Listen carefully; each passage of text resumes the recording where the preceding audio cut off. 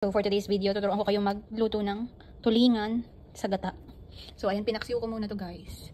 Tapos piprituhin ko ng very light yan. Ay! Nagpipiling din siyang kawali kami.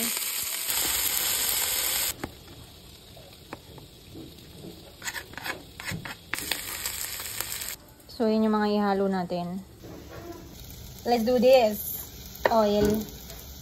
Para mabilis. At tayo ng pepper and salt. Milk. Patis. Check muna natin yung mga makukulit. Yanes! Huwag nyo itapon yung pinagpaksiwan. Yan ang magpapasarap dyan. Halo na natin yung pinagpaksiwan. Ito na Mars. Let's eat. Hindi pwedeng ganda lang ang ambag mo sa pamilyang ito. Kailangan masarap ka rin. Masarap ka rin magluto. Kala nyo ah. Nakadalawa na kami guys. Ama ka na.